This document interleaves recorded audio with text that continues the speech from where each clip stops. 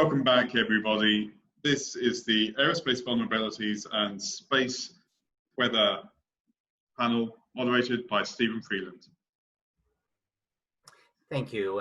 Hello, everybody. Good morning, good afternoon, good evening, good night, wherever you are, and welcome back to the Global Aerospace Summit 2020. We've got a fantastic session now entitled Aerospace Vulnerabilities and Space Weather. I'll give a little bit of a context and then hand over to our fantastic panel. I'll introduce them all to you as we go. This panel is about major challenges involving our activities in space. We'll look at two main challenges, space weather and its impacts, and associated with that, the proliferation of space debris. Some background. As regards space weather, some of you would be aware that every 11 years or so, the sun completes a solar cycle of calm and storm activity and begins a new one. And we've just recently begun solar cycle 25 in December 2019. It's important that we understand the solar cycle because space weather caused by the sun through solar flares, coronal mass ejection events, can impact on the power grid on Earth, on satellites, on GPS, on airlines, on astronauts. Famously, in 1859, we had the so-called Carrington event, which was a really powerful geomagnetic storm during solar cycle 10. Recently, some suggest that the Earth narrowly missed another Carrington type event by just 9 days in 2012. Agencies in the United States estimate that a Carrington class event impacting on the Earth today would cause upwards of $2.6 trillion of damage just to the United States alone, and would cause widespread, if not global, electrical disruptions, blackouts, etc. The other issue, space debris, is equally challenging for us. Of the approximately 9,000 objects that have been launched into space by humanity since 1957, perhaps only 1,500 or 2,000 of those are operative, and the rest remain in orbit as space debris, along with literally many millions of other fragments from those objects. And of course, if the well-publicized plans of even just a few companies come to fruition, the number of launched objects into Earth orbit will rapidly grow by a factor of 10 or 20 times. Popular Earth orbits will become increasingly congested. So we have to deal with these challenges. As regards space weather, the United Nations expert group on space weather has said this: international coordination is essential to deliver accurate and timely responses to the questions of the why, when, what, and how of space weather. Recognizing the potential for severe global impacts of adverse space weather is why we need a global response. Member states need clear and actionable information to be able to know when to act, what to do, and how to respond to impending severe space weather. And our panel will help us today. There have been lots of other agency cooperations. ICAO has designated global space information providers already last year, and that's going to be augmented by regional space weather information providers being added on no later than November of 2022. Space debris itself is dealt with also at the United Nations Committee on the Peaceful Uses of Outer Space, and we have various guidelines dealing with debris mitigation. And recently, the United Nations has passed the long-term sustainability guidelines, which deal both with issues around space weather and space debris. So there is progress, but there's much work to be done. We recognize there are challenges, but we don't quite understand yet what to do and what we need to do in the future. And that's where our panel will help us, because they're going to look at these issues from a legal, policy, and practical perspective. So without further ado, let me introduce our first speaker, Gregory Peterson. He's Airbus Defence and Space Regional Sales Director for Space. He's based in Abu Dhabi. His mission is to develop space activities and footprint for all of the domains of space. He's worked in the aerospace domain for 20 years, and during the past 12 years has been involved in the space sales and business development activities. He's led successful bids in different parts of the world and has strong experience in new space and constellation activities, as well as Earth observation and navigation missions. He's ideally suited for our panel today. So, Greg, could I ask you, please, what would a day look like without satellites? And if that scenario, in fact, can happen, what are the mitigation strategies that are in place and that we should put in place? Greg, the floor is yours. Thank you, Stephen. Thank you for the introduction, and thank you for this question that are bringing us directly into the topic. So a day or a world without a satellite would indeed be very different and much less convenient. As far as life is concerned, or our daily lives is concerned, we can probably segment space into three categories: telecommunications, Earth observations, and let's say position, navigation, and time. For the two first domain, it's pretty obvious or common on the shortage that the absence of satellite would cause. We know that telecommunication satellites enable communication on a worldwide scale today, and that without them, the means for secure and reliable communication for emergency services, for armed forces, would be totally stopped. Also, some remote areas would be left alone without any communication means or without any internet connectivity. And that may be the worst scenario for many of us. We will not be able to broadcast and then watch a live sport event on TV. So telecommunication satellites are really there on a daily basis. In terms of Earth observation, the second domain, a failure will also be a very significant impact on our society and economies. Apart from the important role that these satellites play today in our security, space-based observation are present and supporting many services and applications, ranging from farming, landing and mapping, environmental monitoring, weather forecast, just to name a few.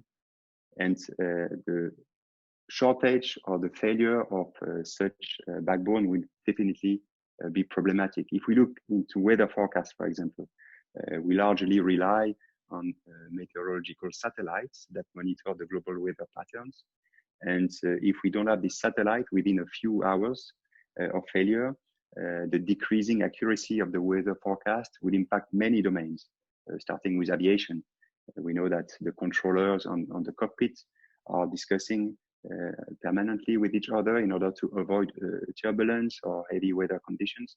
And if we are not able to predict that, then our flight experience will be very problematic, and then it will be also costly for airlines. I think there is an evaluation that says that turbulence only for the airlines is costing around $1.3 billion a year. So if we cannot avoid or optimize flying around bad weather, then it will increase also the cost and decrease our, let's say, passenger experience when we will be able to fly again, of course. And this is also repeating for all the large-scale phenomena. Without the satellites, it will also become much harder to monitor and to track the global impact of climate change. There would be no means for large-scale monitoring of the polar caps or the oceans, the deserts, and also we will not have any means for immediate assessment of the impact caused by natural disasters. So many different impacts that will be generated by this lack of satellites. And the third segment is the position, navigation, and timing. Of course, we immediately think about navigation in our phone, in our cars, on the headaches, on the congestion it will create if we don't have the navigation systems on the navigation constellation any longer. But maybe the major and the most critical element here would be the timing. We don't think about it too much, but that's a vital element in many fields of application nowadays. And the space-based timing, very accurate timing, is used in many domains. For example, stock markets, the shares are bought and sold around the world in a matter of nanoseconds. And the algorithms that are conducting this trading are using space-generated timestamps. So without that, we will not be able to comply with the traceability regulation, and we will not be able to timestamp precisely and determine precisely the price of the share that we bought and sold. And eventually, the overall system will be too slow and will collapse. On our daily life also, we will not be able to get any money out of the ATMs, or will not be able to pay with our credit or debit card, because these systems are also using timestamped space-based generated. As you mentioned also, Stephen, power suppliers will be affected. They also rely on timing coming from these satellites, and in order to monitor the electrical flow and also to manage their grid. So if they don't have this information, then eventually it could lead to a total shutdown. Our last example is internet connection. The internet access also relies on timing information, and without this timing information, then we will have disruption of services. So all in all, whether we know it or not, satellites are really fully embedded into our lives, and a day without them will definitely not make our lives any easier. So I think that's for the first element of your question. And as far as the second element was concerned, on can such a scenario happen, I think the question is not so much whether it can happen, but more on rather when, how, and to which extent it can happen. I think experts are categorizing the vulnerabilities of space assets in three categories. The first one, obviously, is pure sabotage in space, of space asset directly or on the ground. Then another possible scenario that you introduced also is space weather, and especially in the form of the solar flare. And the third one is linked to space debris. You mentioned some numbers. I have nearly similar numbers. Probably today we have more than 21,000 pieces of space debris or space junk, as we also call it, which are bigger than 10 centimeters, so not very, very small.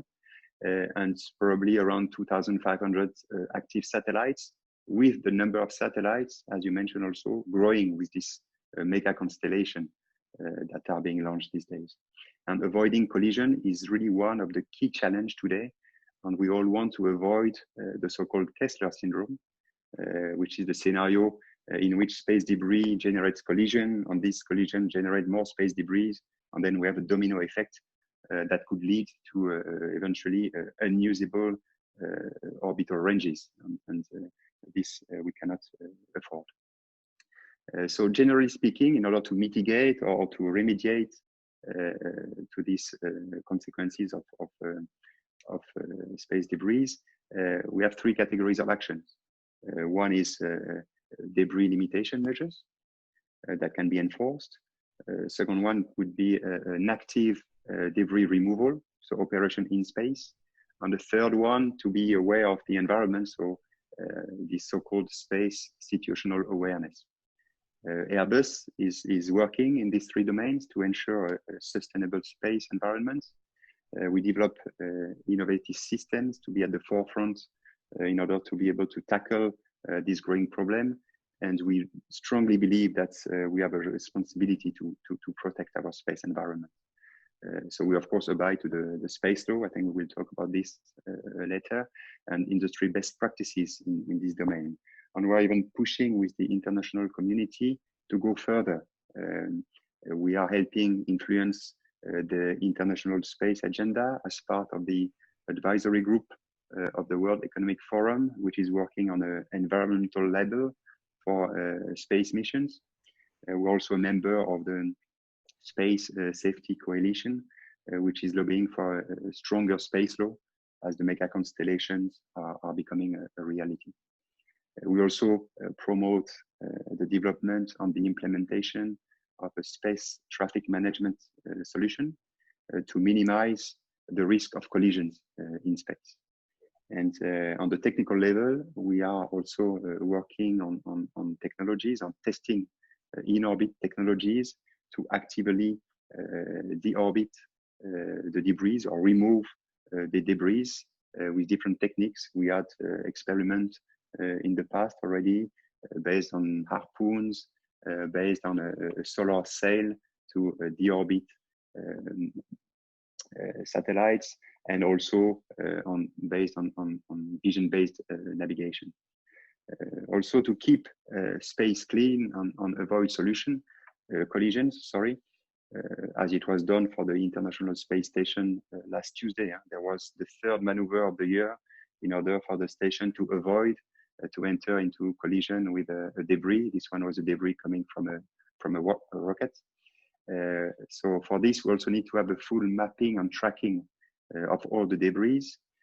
So the space situational awareness is really fundamental for us. And we are actively developing solutions by collecting space object related data from different sources and make it available on a digital platform to the satellite operators. It is sure that in view of the upcoming mega constellation, the satellite operators will need to track very precisely these objects in order to avoid all these maneuvers and to avoid all these potential collisions. So I think that space debris is really a problematic that we need to work on with this different initiative. We are developing reliable information in order to make sure that operators will be aware of where they are having their assets in space and how they can avoid getting into a collision with this debris. Thank you so much, Gregory.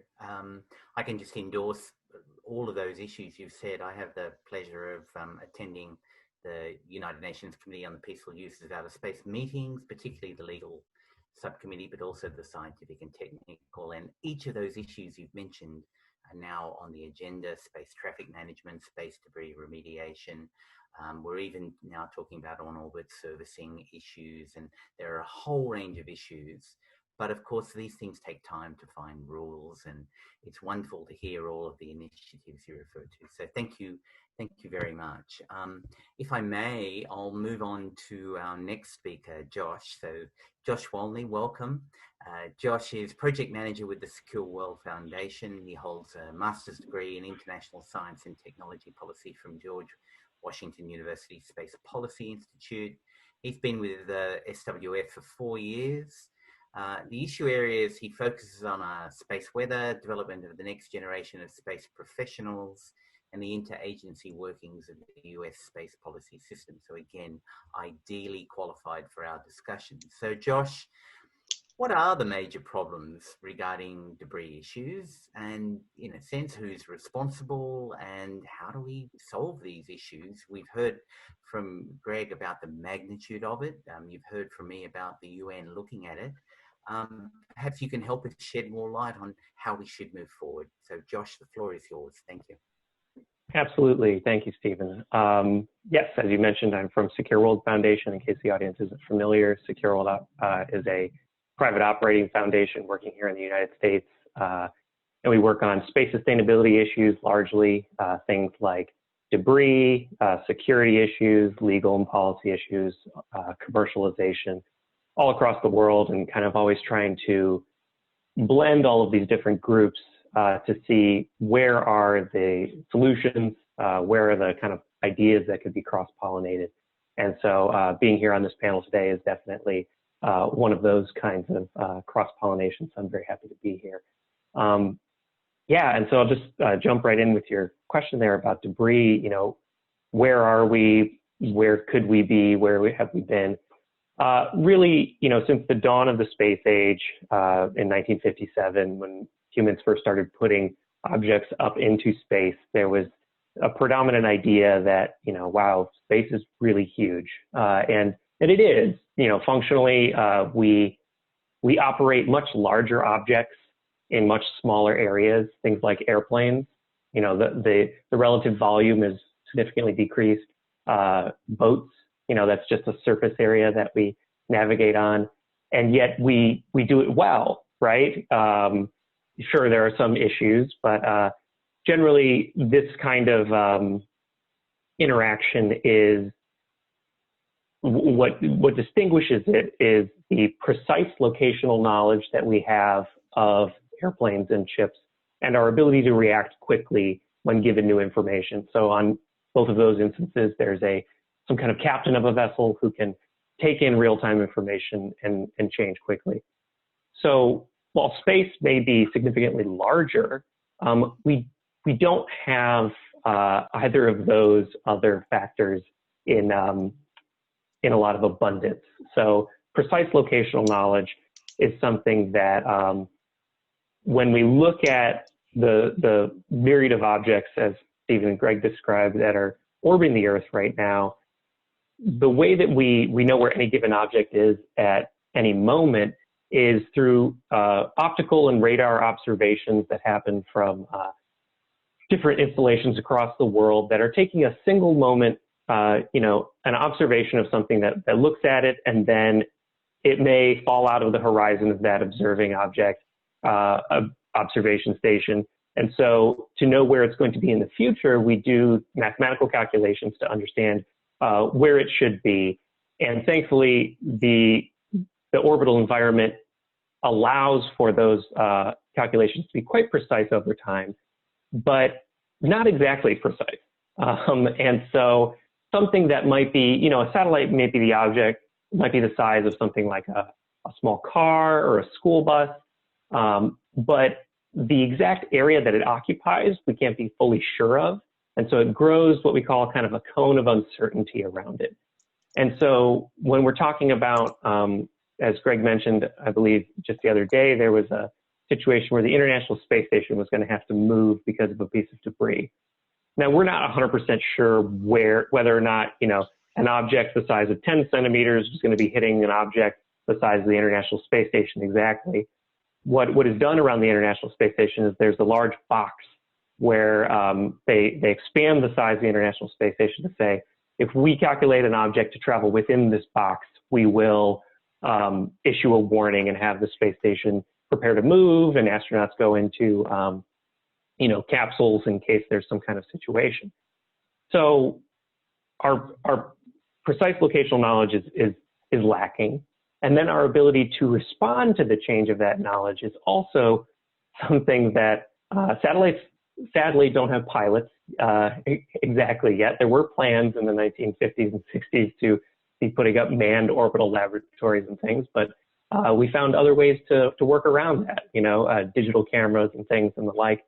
But so if we're lacking those two things, then space situational awareness and knowing where things are and being able to respond really comes down to the reliability of data, the frequency of data, and the trust between maybe operators, be they governments, commercial companies, militaries.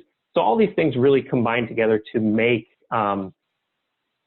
space debris specifically a very difficult problem that needs to be addressed from many different angles. And be it international, absolutely, space is a very international domain, and every actor has responsibility, every state has responsibility for their own objects.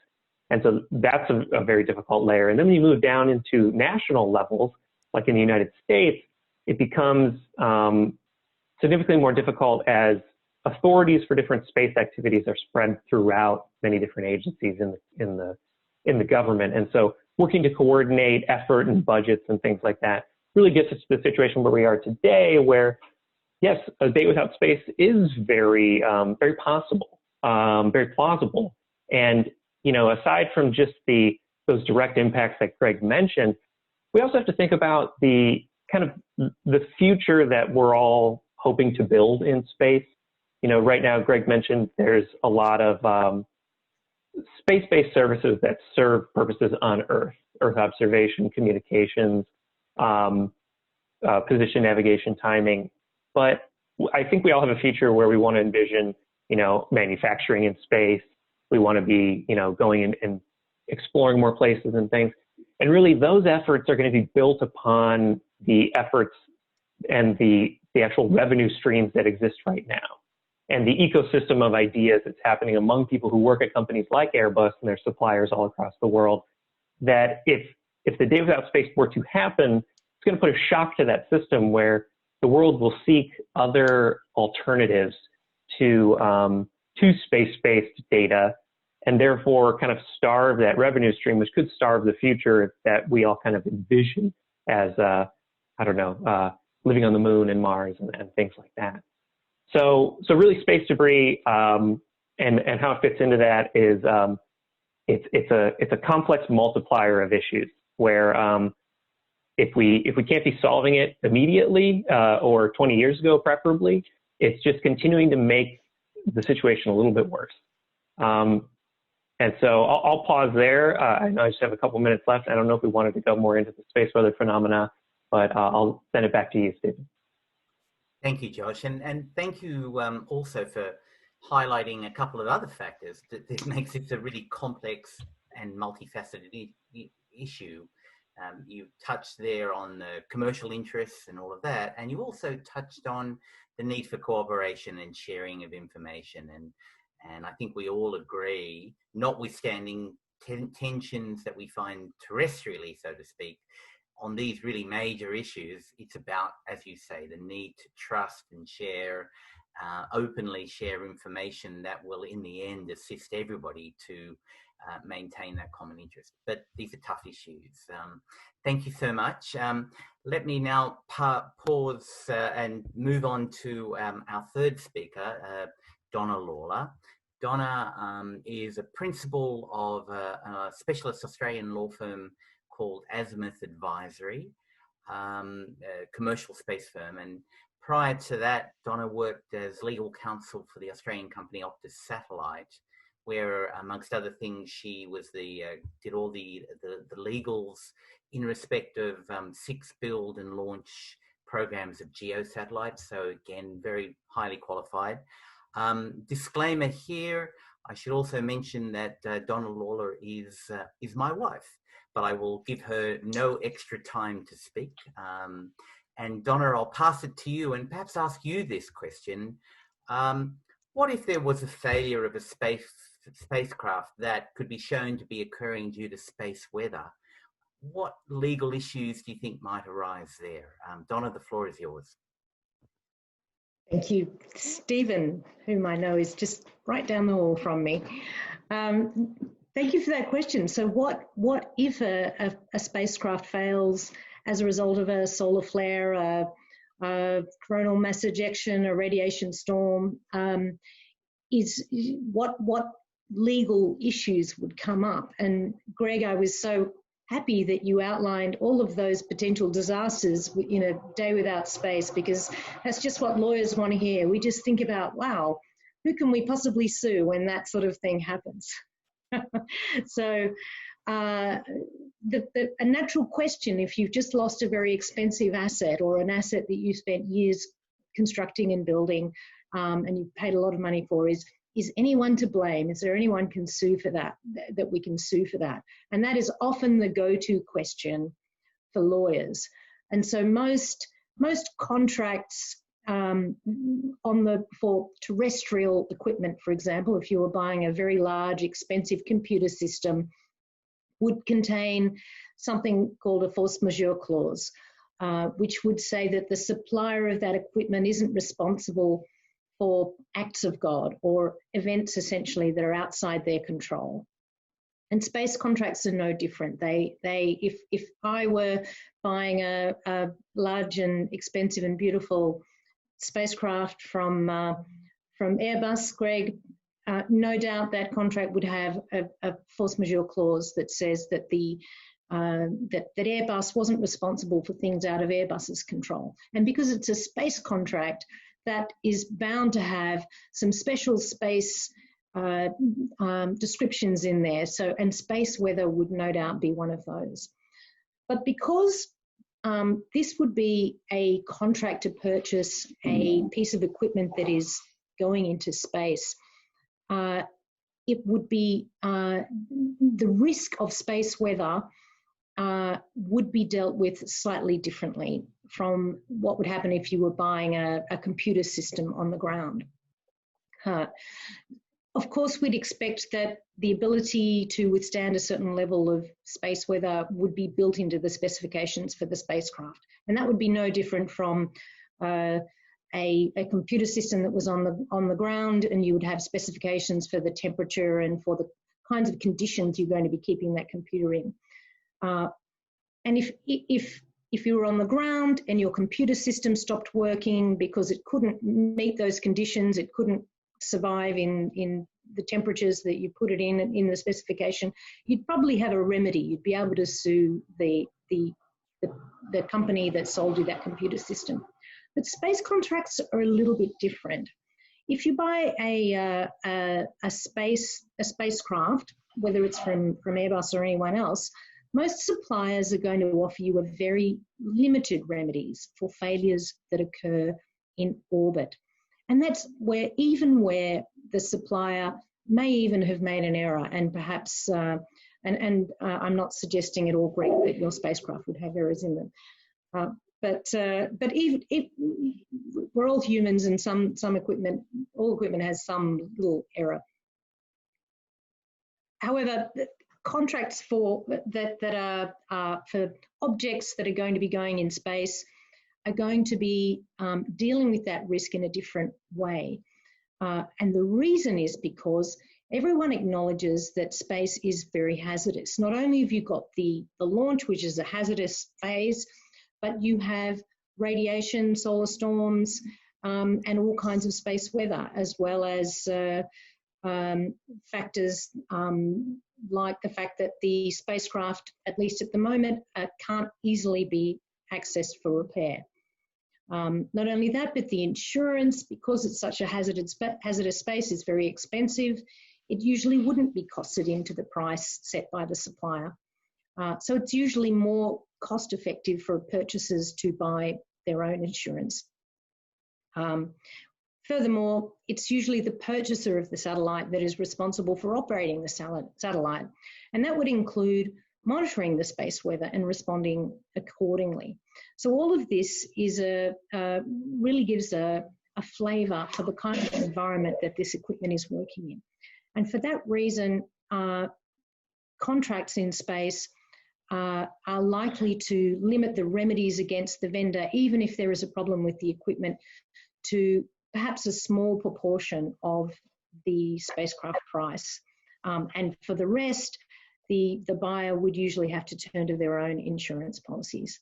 So a word of caution here, you could, if you happen to be in a position to negotiate an even better position with your spacecraft supplier, I would caution about being too enthusiastic about that, because even if you're able to make a claim from your supplier because you say, my spacecraft couldn't handle the space weather as you specified in the specifications, it may actually complicate your ability to make an insurance claim. So if something drastic were to happen in your spacecraft, just suddenly all the screens went blank and it wasn't there anymore, the first people you're going to call are probably going to be your insurers. And you don't want your insurers saying that they want you to litigate against your spacecraft supplier for the next 5 years before you can collect anything. So let's have another thought about what might go wrong legally in relation to space weather. And you heard from Josh that space weather can make the precise predictions of the trajectories of space debris and spacecraft quite difficult. I understand, I'm not a scientist, I'm a lawyer, but I understand that if the solar weather is very intense, that changes the way the atmosphere works. It can create more drag. It can change the way space debris behaves. It can also change the way that your own spacecraft behaves. So you may not be very sure where your spacecraft is. And another spacecraft that is approaching you they might not be very sure where their spacecraft is. There's always a plus or a minus. And we're not even very sure what the plus or minus is. There's only a couple of spacecraft up there that are measuring the space weather. So our ability to know precisely where all the other objects are is limited. So that means if you are faced with a conjunction alert, it's possible that you make a mistake. It's possible that you either choose not to move, it's possible that you choose to move left, or you choose to move right. I mean, I know left and right is probably not the way to describe it, but for the sake of simplicity. And you may actually move into the path of danger. So some of our lack of information makes those decisions quite difficult, and particularly if it's going to be costly to your company or your organization to spend fuel, you might be to burn a bit of fuel to move out of the way, you might decide that it's going to cost too much in spacecraft life and that you're just going to risk it. So what would happen if you actually got it wrong and you hit another spacecraft? And the first place that you might look, there's a number of legal frameworks that you might turn to, but international law is going to be one of the first ones. And there is an international convention called the Liability Convention that means that states are responsible. So that the launching state of your spacecraft, so if you're an Australian company, that would be Australia, if you are the one that either launched the spacecraft or procured the launch, would be responsible potentially for the failure if it was found to be your fault. And that's the case even though Australia itself, the Australian government, wasn't the owner or the operator of the spacecraft. If it were me and I'm an Australian citizen and I was running it through an Australian company and I had launched a spacecraft perhaps from Australia, but even potentially from overseas, the Australian government is going to be responsible for my activities and may need to pay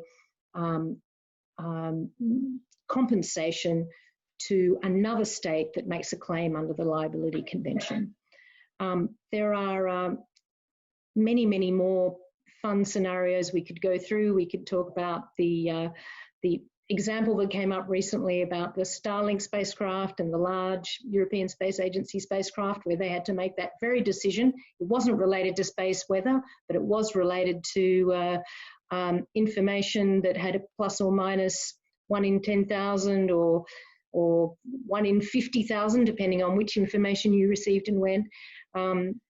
Made for a difficult decision.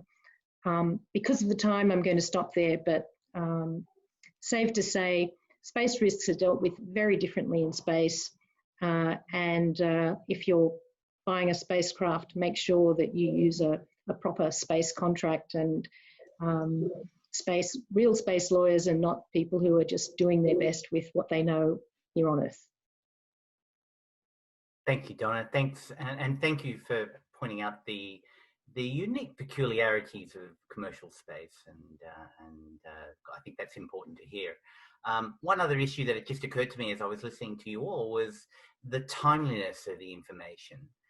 There have been situations, you talk, Josh, about the recent move on the ISS, and Gregory, you mentioned it as well.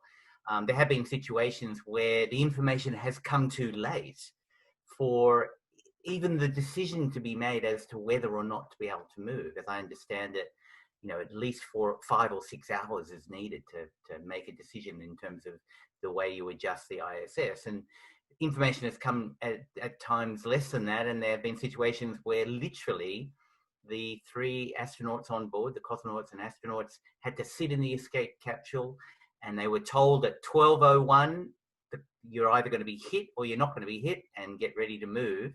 And they just sit there and wait. And, so it is quite extraordinary. We can do so much, and yet we are still so powerless against these great challenges. So thank you, all of you. In the very short remaining time, I thought what we might do is just go around the table again for one last thought, 2 minutes each, as to where to from here, what do we do, and then I'll wrap up everything. So perhaps, Greg, could we start with you again? Thank you. Yeah, sure. Thank you, and thank you all for your very interesting contributions. Yeah, as a final remark, maybe on vulnerabilities on space debris.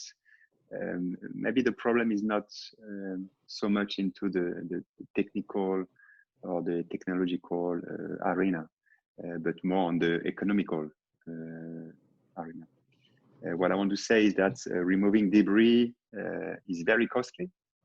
And the question is probably on who is paying to eliminate the debris, who has the interest to do it, and who is willing to invest this money to do it.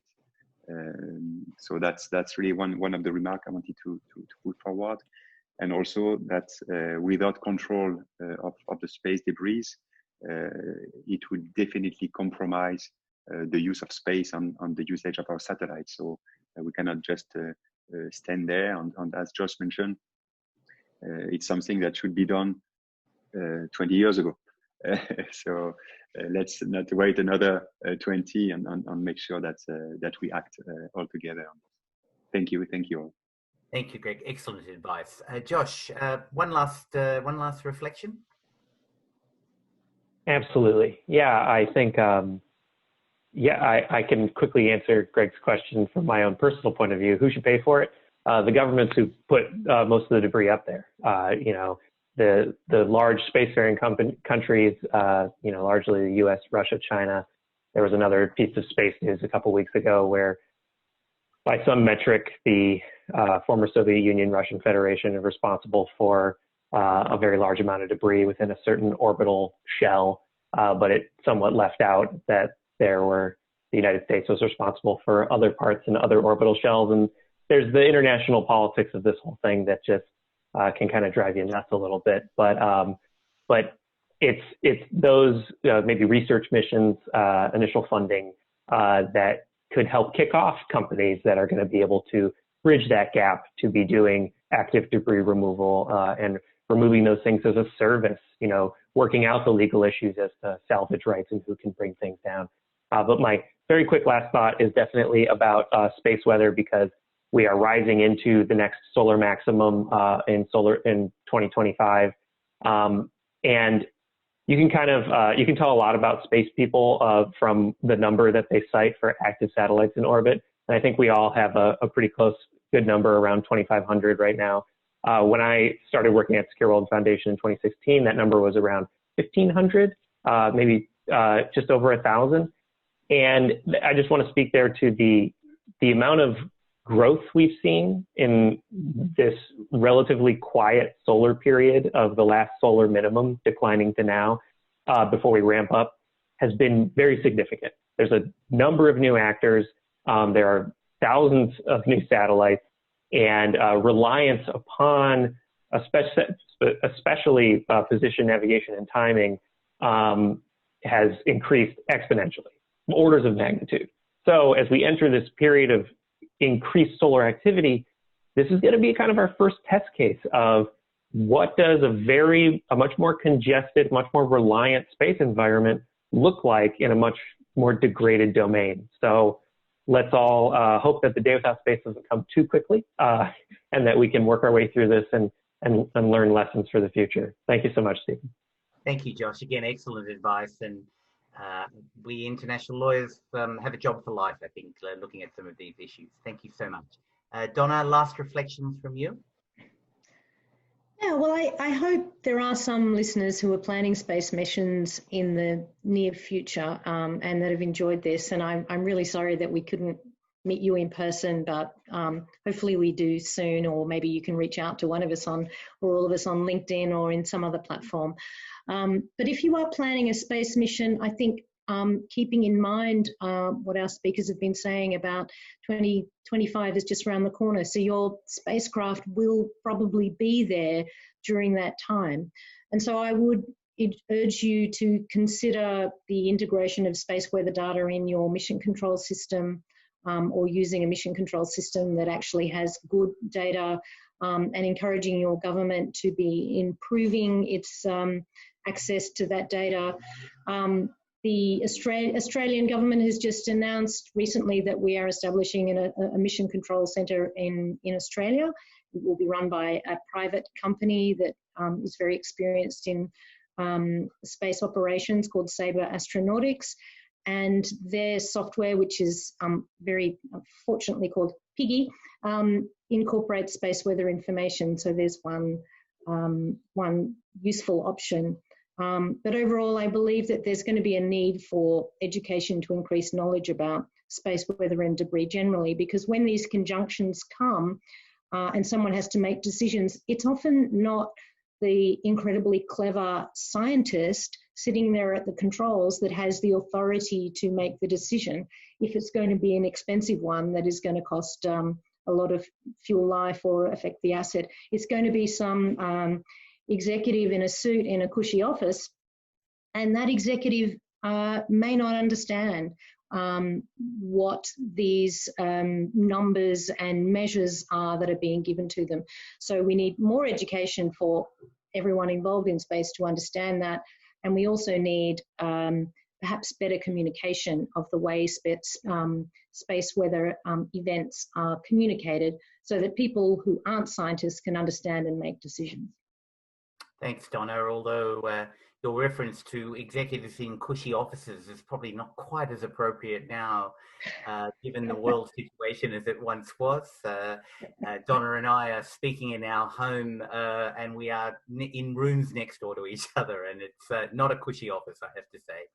Ladies and gentlemen, that brings to an end. I forgot to introduce myself, in fact, at the beginning. So my name is Stephen Freeland, and I'm a professor of international law at Western Sydney University and director of the International Institute of Space Law. And I've been appointed by the UN COPOS to chair discussions on exploitation of resources. So I'm an international lawyer. You've heard from a commercial lawyer. You've heard from the industry. You've heard from the policy. I hope you found this truncated session of interest. There are many, many, many more issues. Please reach out to your speakers or to myself. Let me, on behalf of the speakers first, thank the organisers very much for inviting us to participate. Thank you, audience, for participating and attending. And my sincere thanks to Donna, Josh, and Greg for really bringing out so many incredibly interesting issues. Sadly, we've probably raised more questions than we've given answers, but such is the nature of the challenges we meet. So on that point, let me wish you all well. I hope you remain safe and well in these difficult times. And as Donna mentioned, I really look forward to us all meeting together in person at the next of these summits. So with that, I'll now end this session and thank you so much. All the best and bye-bye.